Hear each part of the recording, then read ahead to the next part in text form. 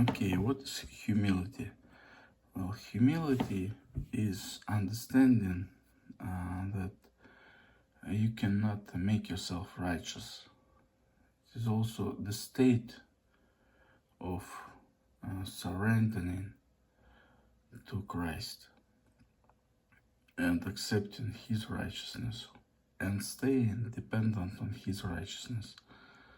So, and if you fight it, if you backslide from that, you're trying to justify yourself by your actions, you will finally understand, you will see that whatever you do without Christ,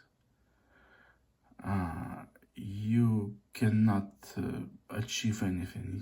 You cannot make it. Okay, you miss the point. That's you're out of place. So when God infuses His righteousness, well,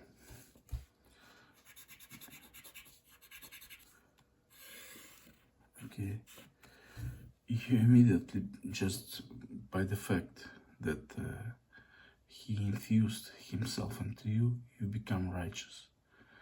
And what He says, it is yours. What He says is yours. You go and take it without any deserving it. Okay? And you will see that what is allowed for you, not allowed for someone else. What God says you can take, others cannot take. Okay? So humility opens for you the picture you were probably being taught against from your very young age. That you were probably taught that everything must be deserved. Everything must be, behaved for. But this is a lie. Satanic lie, I would say. Okay? So, if you read Daniel 4, you will see that it took God, at least according to some readings, 3.5 years, to other readings, 7 years, to humble King Nebuchadnezzar, so he sees that nothing we do, no decisions we do, no kind of nice and neat behavior we explicit or exercise brings us any success. It is only the presence of God. So, and if you fight it and God humbles you by leaving you, you will see if you're a man, like women leave you. Like if he used to flock around you, they will leave you. If respect of other men disappears, and you can do whatever you want. You can behave. You can, you can, explain yourself. You can. It doesn't work. So the man is only justified if he has this presence, this favor of God. Nothing else, okay? So you cannot deserve being pleasant to other people. You cannot deserve being, the green light that life gives you. It's only the action of God. So the humility is accepting it and staying in it, okay? And it does, appear like in what we were always repelled, that so it's everything for someone and nothing for someone else. Yes, yes it is. Okay, for instance, it's everything for us if God with us. Okay, and nothing for those who God is against. Yes, God does everything. God does everything, and if God is not with you, like with His grace, you don't have that green light. That's it. Okay, so it is literally also translated and repelled by us that so the one who is stronger wins, and stronger in a sense presence of God. That's how we see it. Well, we can mix it up, miss it. Yes, not the nicest person, you know, gets promoted. You can have that presence of God with you and try to shake people off of you by behaving very bad, and you won't be able to do it.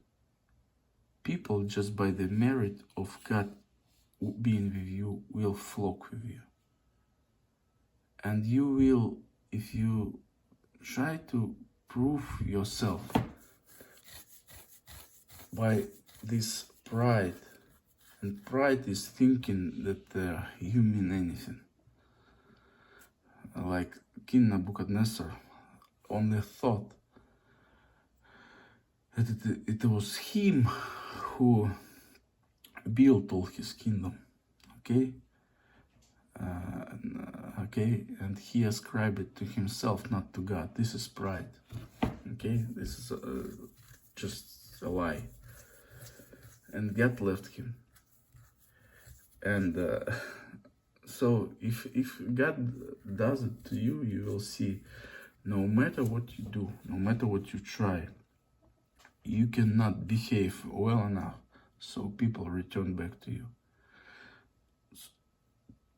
So it's only God, and this is very crucial. Like, we humble ourselves within this understanding that before the baptism of the Holy Spirit, that we cannot do anything. We just give up, and Christ picks us up, so we even cry that out of that helpless shame that immediately being washed away by the grace of God who saves us. But even our salvation we cannot add anything to. It's only Him who does it, okay? But what we miss is after our salvation, when He picks us up, now we have to be strong in the Lord and bold. That's it. When we see we just been given favor, we have to repel any disfavor. We have to repel forcefully, boldly, unapologetically any yoke of bondage from outside we used to have, and we used to be being unable to throw away from us. And we had to tolerate, for instance, a company of a person who would humiliate us. And now we see it's not us anymore. And God gives us that infusion of repelling it. And we must repel it, okay? So this is the thing. The presence of God, the favor of God is humility Himself, okay? So we can act accordingly to what God said we are. If God said this is who we are. We must act accordingly. Okay, if he declared us righteous, that means we can act freely and boldly. Okay, counting only on the presence of God. Okay, that's the thing. So God, he just like takes us back into some animated, ever moving picture, or cartoon, or movie, okay, where everything is alive and we are also alive, and by His grace, and we have priority over those who haven't been made alive yet. Okay, and that's the thing. Yeah, we spill the grace into them. If someone, this frees them, this expels demons, this may baptize them in the Holy Spirit. Okay, but we only accountable to this connection to God, this very connection. That's all. This is humility, and we just stay in it. That's all.